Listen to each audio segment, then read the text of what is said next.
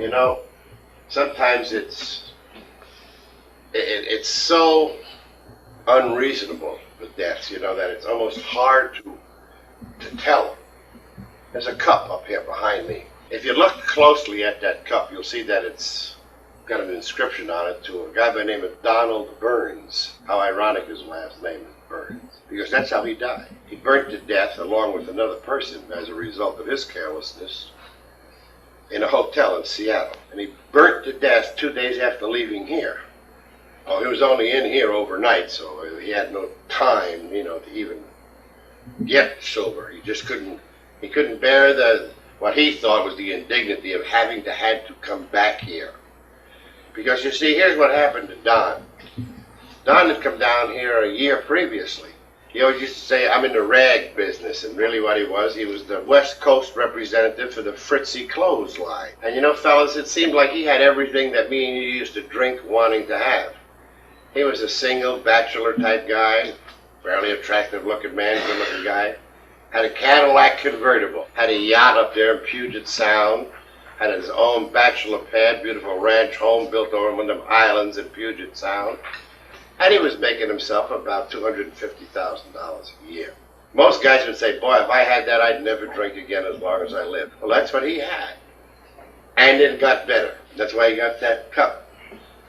He came down here and he bought a hook, line, and sinker the first time. God, he loved it. It had been so long since he had gone any length of time without taking a drink that this new experience of sobriety just overwhelmed him. And so for a year, he was active on AA and done great. And then he came down to see me at the end of this year, and he says, say, I got a problem. He said, our company is having its yearly meeting. I'm the top salesman in the whole country for our line. And he says, I'm going to get a financial award that's going to amount to a whole lot of money. I'll get a good promotion and give me a lot of clout in the company. And he says, they have to award me this at this banquet. But what worries me, Duff, is that there's a lot of drinking goes on down there. It's just one wild weekend. He says, what do you think I should do? Well, I had no argument of what the hell I should do. I said, you just come down here and you stay here for the weekend. There's no reason for you to be there Friday, because that banquet isn't until Saturday night. There's no reason for you to be there Saturday afternoon, because that banquet isn't until Saturday night. There's no reason for you to be there Sunday, because what they want you for is going to be over on Saturday night. So we made arrangements, you know, that he'd come down here for the weekend.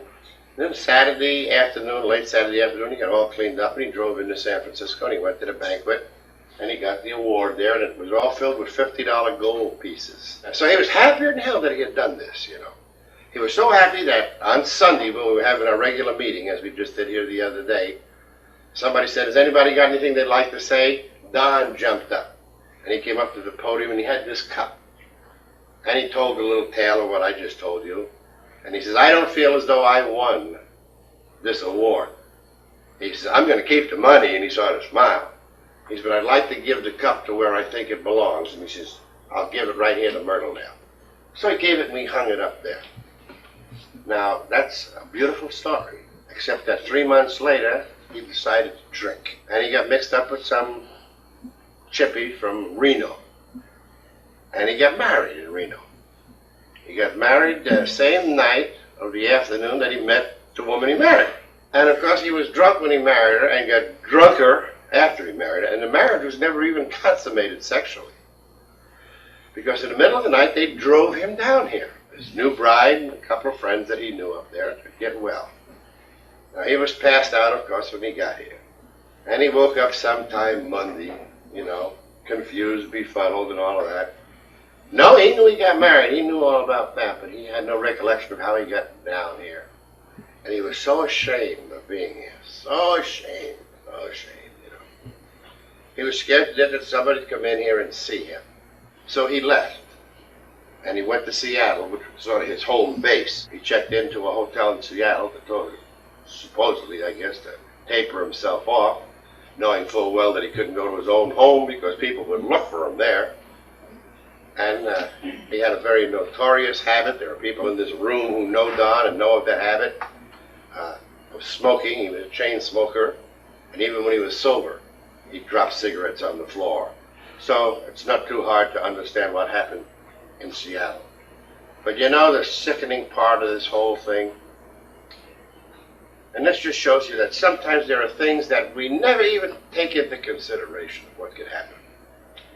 Don had been married early in his life. As a matter of fact, he had a daughter.